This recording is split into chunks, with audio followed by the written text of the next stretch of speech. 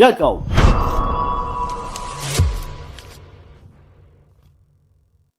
Olha, eu sou daquelas pessoas que não acreditavam no sobrenatural, nem em fantasmas, nem em bruxas, nem em duendes, nem nessas coisas.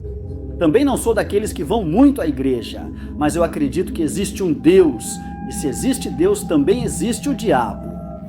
Então, portanto, existem os fantasmas, os espíritos, as bruxas, tudo isso, e eu, sinceramente, tenho respeito por eles. Minha história aconteceu quando eu fiz parte do exército mexicano. Nos mandaram para operações para erradicar papoula e maconha. Saímos 3 pelotões em um caminhão e quem estava no comando era um tenente. O transporte nos deixou até onde pôde, porque o caminho para a serra era bem estreito. E um helicóptero? O exército não vai te emprestar um. O exército vai preferir que você vá a pé. É assim que os cartéis fazem.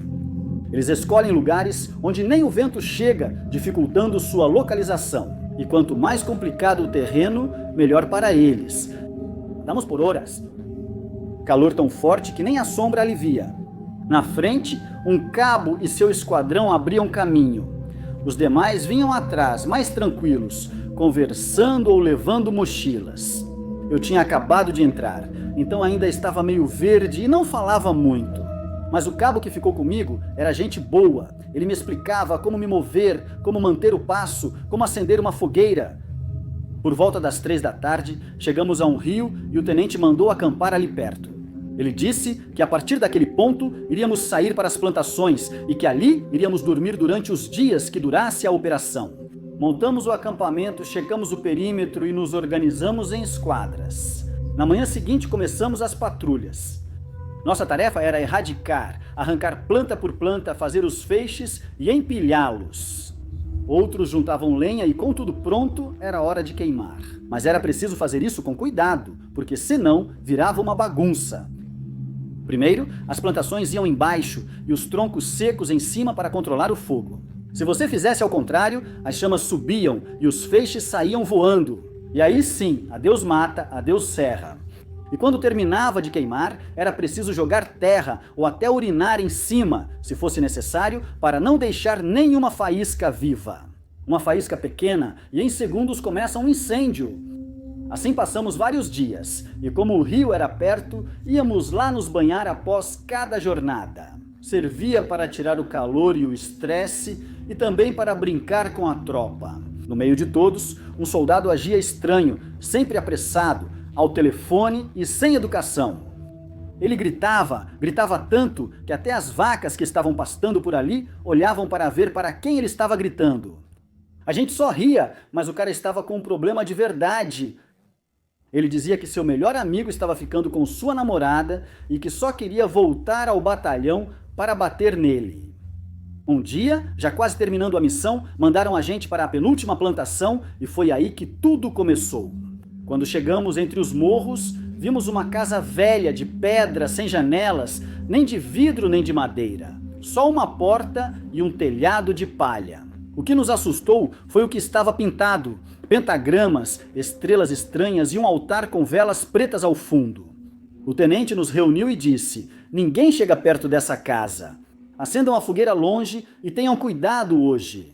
Assim, com aquela voz séria que ele só usa quando sabe que algo está errado.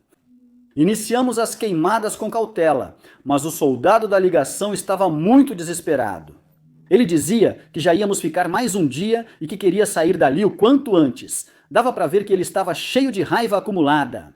E numa dessas, o desgraçado pega um tronco e joga direto no fogo. O fogo aumentou rapidinho.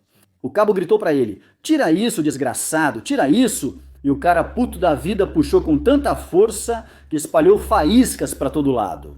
Os feixes acesos voaram e um caiu bem em cima do telhado de palha da casa.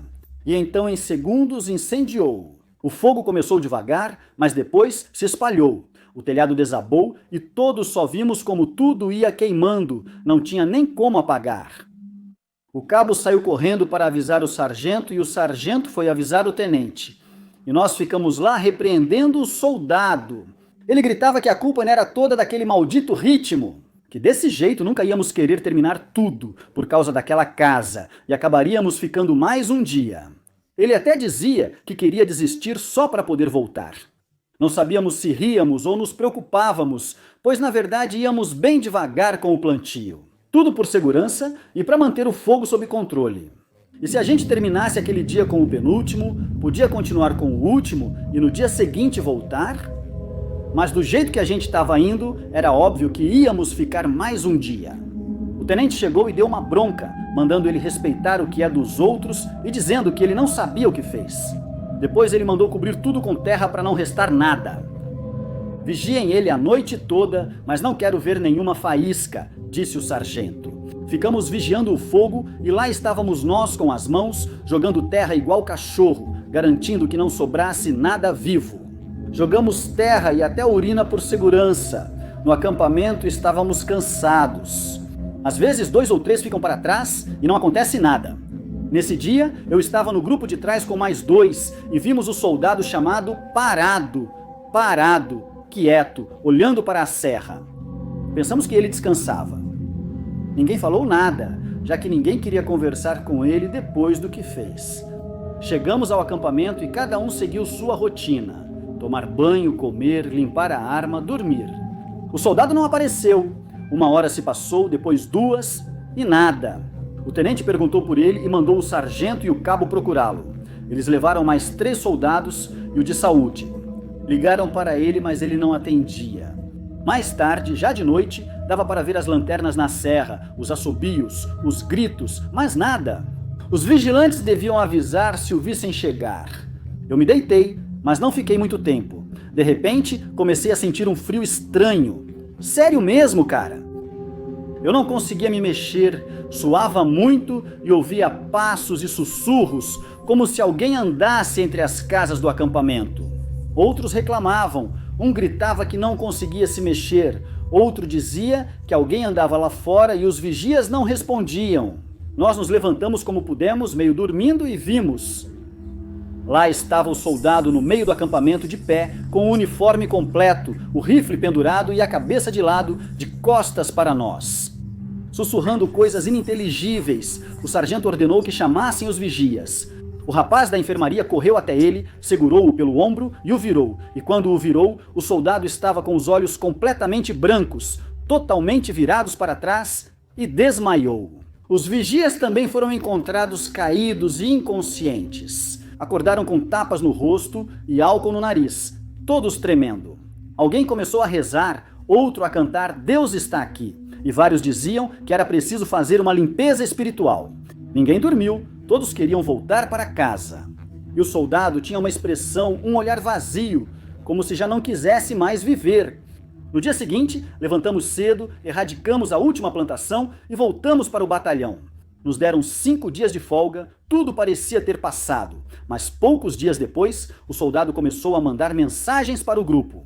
Ele contava que coisas estranhas aconteciam em sua casa, objetos se moviam sozinhos, jogavam pedras nele, ouvia vozes e enviava fotos e vídeos.